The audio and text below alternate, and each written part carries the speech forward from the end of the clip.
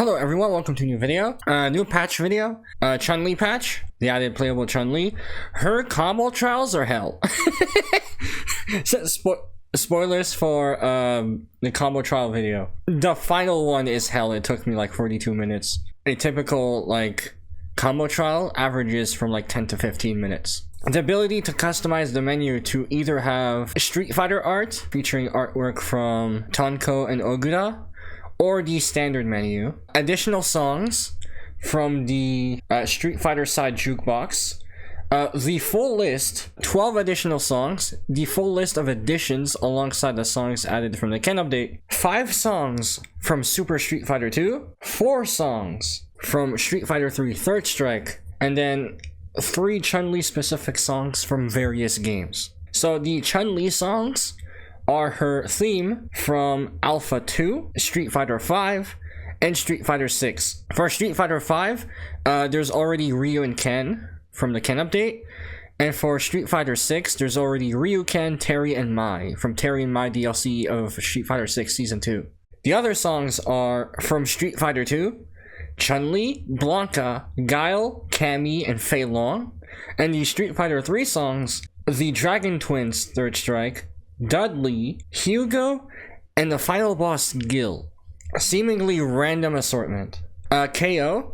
You can customize how KO looks in this game. So you know that the Third Strike KO shows up when you KO someone with a super.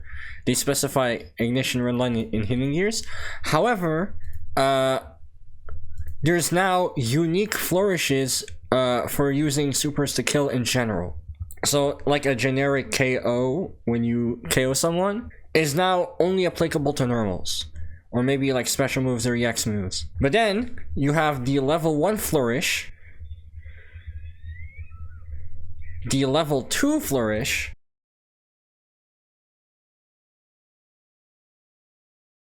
and the hidden super flourish.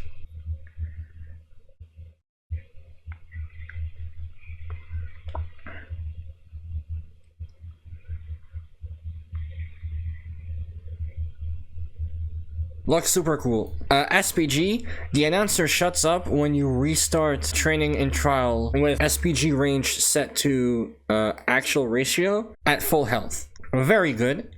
You're gonna see that in the combo trial video as well. Bug fixes, rank match, point calculation, and then in smart style, you can apply easy button for ref supers, hidden gears. Alright, so let's talk about the patch. Very strong universal changes and non-existent character changes. Reason why, probably, so far it tracks, but it can literally change at any time.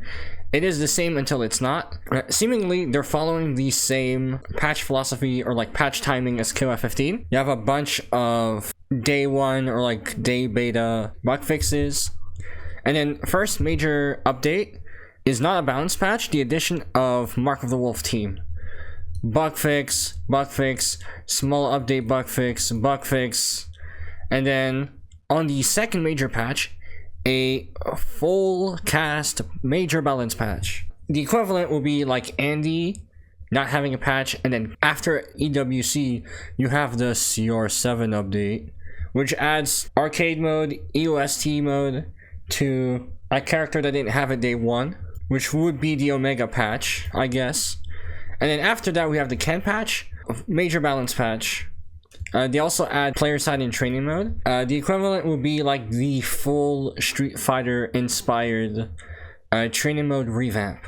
Street Fighter 6 inspired. Bug fix, and improvements. Bug fix. August 8th would have been Awaken Orochi DLC, the final DLC of Season 1. Bug fix, Samurai Showdown DLC.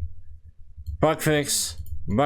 Next major balance patch would have been next year, January, with the Shingo DLC, Season 2 Character 1. That's when we got the next major balance patch. Mr. Big is scheduled for early 2026. That means we either get a balance patch on S2C1 or Mr. Big. Whoever S2C1 ends up being. It can deviate. It's the same until it's not. We just have to wait and see. So the only Hotaru change was a bug fix. Pogo kicks are programmed as hops. And the difference between a hop and a jump is that when you hop, you cannot just defend midair. So Chun-Li should not just defend after her pogo kick. Hotaru should not just defend after a pogo kick. If you pogo kick as Hotaru on smart style, aka modern, pogo kick would have been a jump. So she could like pogo kick, and then when you try to anti-air her next time, she'd be able to just defend. And then guard cancel into whatever. Now for the universal changes. Normal attacks.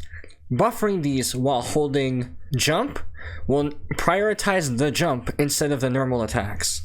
They should make it easier to pogo kick. Launch the opponent into instant air pogo kick. This change should make it easier to do for both Chun-Li and Hotaru. I know this because I played the combo trial. The final trial, you are forced to instant air pogo kick at the end.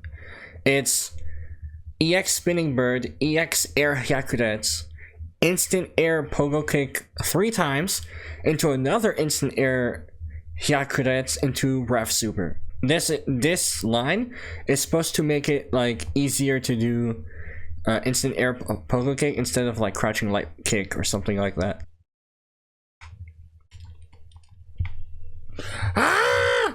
I had it, man. Ref blow. Ref blow has armor on the second frame, frame 2. If you counter ref blow, you see a ref blow and you try to ref blow to retaliate. It's frame 1 instead. They're trying to remove the randomness of like ref blow versus ref blow interactions. And last but not least, SPG. Now there are 3 health spots to put SPG: axle ratio at the start, flux ratio in the middle, and final ratio at the end. If you're within the health range, you have access to SPG, SPG ref supers. The intended function is that you would... Axle ratio is for people who want to be like super strong at the start or establish some kind of insane lead. And final ratio is intended for players who want to make a comeback, right? They're almost dead, but then they become like a lot more difficult to kill because they have all access to all of these different tools. However, what a lot of players have doing is just pick axle ratio. Why? Because if you put it in middle and end, the opponent can see how much health you have left and then precisely do enough damage to surpass that threshold. So if you do it in middle, they would like meter dump a fat combo that would take you to the early spot to the end spot, pretty much skipping the middle spot, ensuring you don't have SPG.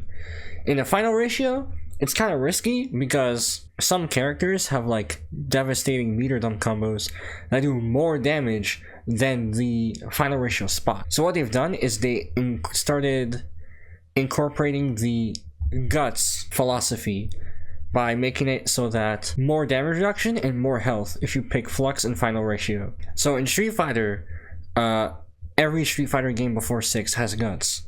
95 scaling at 50% health, 90 scaling at 30% health, and 75% scaling when you're almost dead.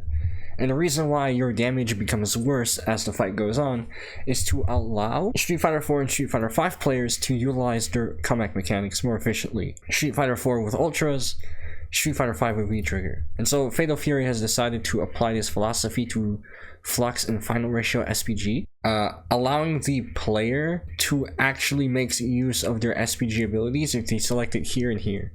This in turn gives them more health, but now the selection actually matters. You can decide to have SPG abilities round start, or you can decide to give yourself more health by negating damage a lot more efficiently. And last but not least, you get more rev. Recovering rev, there are 2 sections. The 0% gain penalty after using a rev technique is like there's an amount of time your passive rev meter gain is 0, like you do not gain any at all. And then after that time elapses, you have a set like passive rev meter depletion. This is increasing the amount of passive rev meter from doing nothing or running towards the opponent. Ru Lapis Lazuli, demonstrating the rev meter depletion after being at 50%. It's actually insane. Look how fast this is depleting. That's it for the patch. Thank you guys for watching. If you liked the video, hit like and subscribe. And I'll see you next time. Have a nice day.